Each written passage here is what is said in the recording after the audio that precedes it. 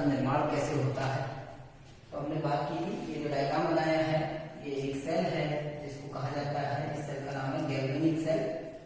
तो इस galvanic cell का निर्माण कैसे होता है वो कल हमने आपको बताया था कि इसमें एक जिंक धातु की छड़ होती है जो एनोड का कार्य करती है, एक कॉपर धातु की छड़ होती है जो कैथोड का कार्य करती है। एनोड की छड़ जिंक सल्फेट के विलयन में डूबी रहती है, यानी कहने का तात्पर्य जिस धातु की छड़ होगी उसी धातु के लवण का जलीय विलयन भरा होगा। ऐसे ही क्योंकि यहाँ कॉपर की छड़ है तो कॉपर धातु के लवण का जलीय विलयन भरा है, अर्थात कॉपर सल्फेट भरा है। तो कल हमने पढ़ा था कि जब रासायनिक अभिक्रियाएं प्रारंभ होती है, रिडॉक्स अभिक्रियाएं, तो जिंक परमाणु इलेक्ट्रॉनों का त्याग करता है और स्वयं परिवर्तित हो जाता है जिंक आयनों में। इसी प्रकार ये दो इलेक्ट्रॉन इस एनोड से होते हुए कैथोड तक पहुंचते हैं और कैथोड पर जो कॉपर आयन है Cu2+ आयन जो है ये इन दो इलेक्ट्रॉनों को ग्रहण करके कॉपर में अपचयित हो जाते हैं और ये कॉपर धातु इस कॉपर छड़ के चारों ओर इकट्ठा होने लगती है। ठीक, ये तो हमने पढ़ा था। और हमने बात की थी कि जो ये बल्ब हमने बीच में लगाया हुआ है ये बल्ब जलना प्रारंभ कर देता है, लेकिन 3 से 4 मिनट के बाद ये बल्ब जलना बंद कर देता है क्योंकि इस सेल में कुछ एक डिफेक्ट आ गया है। अब हम आज उसी बारे में बात करने वाले हैं कि वो डिफेक्ट आखिर क्या था, कि किस कारण से ये बल्ब जलना बंद हो गया। क्योंकि इलेक्ट्रॉन तो एनोड से निकलकर कैथोड पर जा रहे थे, विद्युत धारा प्रवाहित हो रही थी कैथोड से एनोड की ओर, लेकिन बल्ब ने जब जलना बंद किया अर्थात इस सर्किट में, इस परिपथ में विद्युत धारा बहनी बंद हो गई। तो किस कारण से विद्युत धारा इस परिपथ में बहनी बंद हुई, हम उसकी बात करते हैं। तो इस पात्र में जो एनोड वाला जो पात्र है, ऑक्सीकरण जो पात्र है, इसमें जिंक सल्फेट भरा हुआ है। इसमें जो जिंक आयन की सांद्रता होती है, यानी जिंक सल्फेट में जो Zn2+ आयन की सांद्रता होती है, प्रारंभिक सांद्रता, वो सल्फेट आयन के बराबर होती है। इसी प्रकार दूसरे पात्र में जो कॉपर आयन की सांद्रता है वो सल्फेट आयन की सांद्रता के बराबर होती है। इनकी सांद्रताएं बराबर होती है, यानी जिंक आयन और सल्फेट आयन की सांद्रता बराबर होगी, ऐसे कॉपर आयन और सल्फेट आयन की सांद्रता बराबर होगी। अब क्या हो रहा है, देखिए ये छड़ में जो जिंक का परमाणु है ये इलेक्ट्रॉन त्याग रहा है, 2 इलेक्ट्रॉन त्यागे और ये किसमें परिवर्तित हो रहा है, Zn2+ में। ये Zn2+ आयन कहां चले गए, विलयन में। अब धीरे धीरे क्या होगा कि विलयन में Zn2+ आयन की सांद्रता बढ़ेगी, यानी जिंक आयनों की सांद्रता ज्यादा हो जाएगी और सल्फेट आयन की सांद्रता कम हो जाएगी। ठीक, यानी क्योंकि जिंक परमाणु इलेक्ट्रॉन त्याग रहा है तो आयन में बदल रहा है और आयन कहां चले जा रहे हैं, विलयन में। तो इस विलयन में जिंक आयन की सांद्रता धीरे धीरे बढ़ेगी और इलेक्ट्रॉन इस इलेक्ट्रोड के माध्यम से इस वायर द्वारा कैथोड पर पहुंचते हैं। ऐसे ही क्या होगा, क्योंकि कैथोड पर उन इलेक्ट्रॉनों को कौन ग्रहण कर रहा है, Cu2+ आयन, ये कॉपर आयन जो है वो 2 इलेक्ट्रॉनों को ग्रहण कर रहे हैं जो एनोड से आ रहे हैं।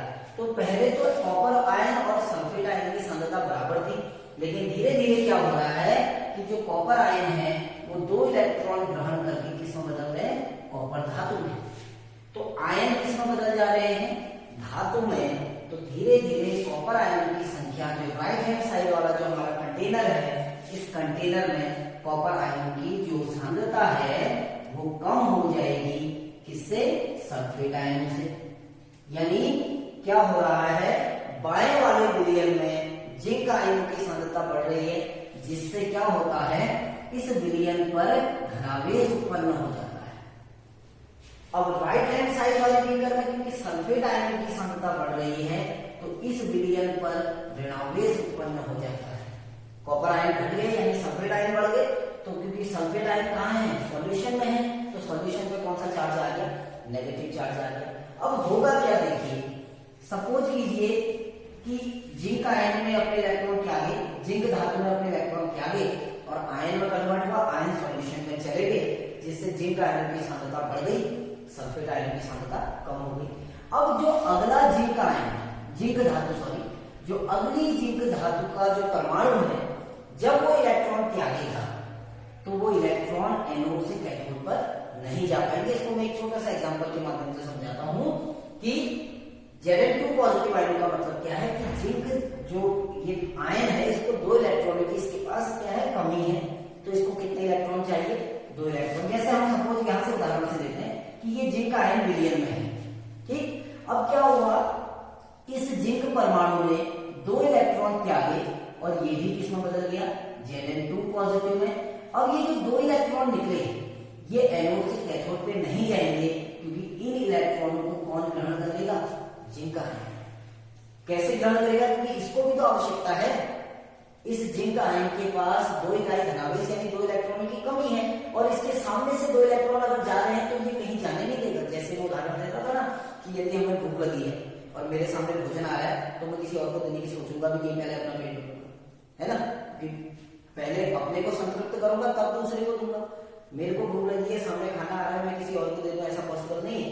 ऐसे ही इन जिंक आयन को भी भूख लगी है इलेक्ट्रॉन्स की आवश्यकता है, कम है, तो जैसे ही इसके सामने इलेक्ट्रॉन आएंगे तो उनको ग्रहण कर लिया। अर्थात इलेक्ट्रॉन एनोड पर निकलेंगे जरूर, लेकिन एनोड से कैथोड पर नहीं जाएंगे। चलिए मान लेते हैं कुछ इलेक्ट्रॉन बच के चले भी गए, तो यहाँ क्या है, चारों ओर सल्फेट आयन है, तो विलयन पर कौन सा आवेश है, ऋणावेश, तो ये इलेक्ट्रॉन में भी कौन सा आवेश है, ऋणावेश, तो ये सल्फेट आयन इन इलेक्ट्रॉनों को अपने आसपास आने नहीं देंगे। अर्थात इलेक्ट्रॉन एनोड से कैथोड की ओर गति नहीं करेंगे, और जब इलेक्ट्रॉन एनोड से कैथोड की ओर गति नहीं करेंगे तो विद्युत धारा नहीं बहेगी। तो इसी समस्या को, इसीलिए विद्युत धारा नहीं बह रही थी, क्योंकि प्रारंभ में क्या था कि जिंक आयन की सांद्रता कम थी, तो क्या हुआ था कि इलेक्ट्रॉन निकल रहे थे, कैथोड पे जा रहे थे, लेकिन धीरे धीरे जिंक आयन की सांद्रता बढ़ने लग गई। तो जब जिंक आयन की सांद्रता बढ़ेगी तो ये जिंक आयन इलेक्ट्रॉनों को निकलने के बाद कैथोड पे नहीं जाने देंगे, बल्कि क्या करेंगे, स्वयं ग्रहण कर लेंगे। तो इस प्रकार इस बल्ब ने केवल, ये परिपथ ने केवल 3 से 4 मिनट तक काम किया। तो इस समस्या को दूर करने के लिए एक कॉन्सेप्ट आया जिसको हम लवण सेतु कहते हैं, सॉल्ट ब्रिज, लवण सेतु।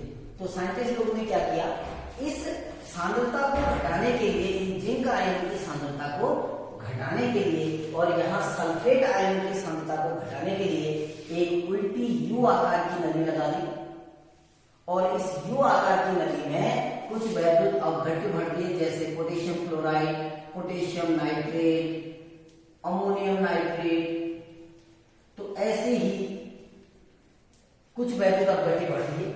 हम पोटेशियम क्लोराइड का ही एग्जांपल ले लेते हैं, और भी बहुत सारे वैद्युत अपघट्य भरे जा सकते हैं कोई भी। तो उन्होंने क्या किया, पोटेशियम क्लोराइड इस यू आकार की नली में भर दिया इसके अंदर, और इस यू आकार की नली को कॉटन से बंद कर दिया ताकि वैद्युत अपघट्य विलयन में ना आ पाए। ये जो वैद्युत अपघट्य इस नली के अंदर है वो इस विलयन में ना आ पाए। और क्योंकि KCl का जलीय विलयन नहीं भरा, यानी लिक्विड फॉर्म में नहीं भरा, उसको सेमी लिक्विड फॉर्म में भरा, तो एक जेल डाल दिया गया, अगर अगर का जेल। तो एक सेमी सॉलिड सॉल्यूशन प्रिपेयर किया किसका, पोटेशियम क्लोराइड का अगर अगर। अब हुआ क्या देखिए, जब पोटेशियम क्लोराइड डाला गया इस लवण सेतु में, तो पोटेशियम क्लोराइड का काम क्या था, इन जिंक आयन की सांद्रता को घटाना और सल्फेट आयन की सांद्रता को घटाना। कैसे घटाया देखो, जब जिंक आयन की संख्या बढ़ने लगी तो इस लवण सेतु से जो Cl नेगेटिव आयन है वो विलयन में प्रवेश कर गए, यानी कि जो जिंक आयन है उन्होंने इस क्लोराइड आयन से क्रिया की और क्या बन गया, ZnCl2। तो धीरे धीरे जिंक आयन कन्वर्ट हो गई किसमें, ZnCl2 में, तो जिंक आयन की सांद्रता घट गई। ऐसे ही यहाँ सल्फेट आयन की सांद्रता को घटाने के लिए यहाँ से पोटेशियम आयन वहां चले गए, तो पोटेशियम आयन गए तो इन्होंने बना दिया K2SO4। तो धीरे धीरे क्या हुआ कि राइट हैंड बीकर में सल्फेट आयन की सांद्रता कम होने लगी और लेफ्ट हैंड बीकर में जिंक पॉजिटिव आयन की संख्या कम होने लगी, तो इलेक्ट्रॉन फ्लो होने लगे, और जब इलेक्ट्रॉन फ्लो होने लगे तो विद्युत धारा बहनी प्रारंभ हो गई और बल्ब फिर से ग्लो करने लग गया। तो लवण सेतु के 2 कार्य हैं।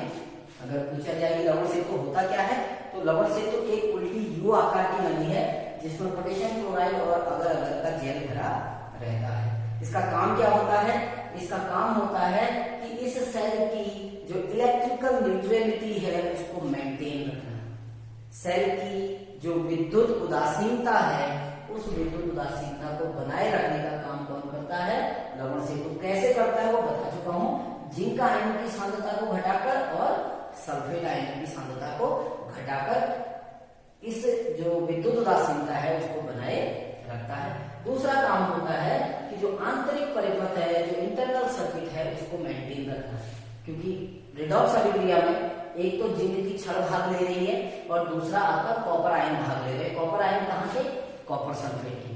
तो जो आउटर सर्किट है वो तो वायर द्वारा कंप्लीट है, लेकिन जो इंटरनल सर्किट है उसको कंप्लीट करने के लिए इस लवण सेतु का प्रयोग किया जाता है। तो आज के इस टॉपिक पर हमने पढ़ा कि लवण सेतु हम किसे कहते हैं और इस लवण सेतु के क्या कार्य होते हैं। आई होप समझ में आया होगा। फिर भी अगर कहीं पर कोई प्रॉब्लम है तो आप लोग पूछ सकते हैं। Thank you.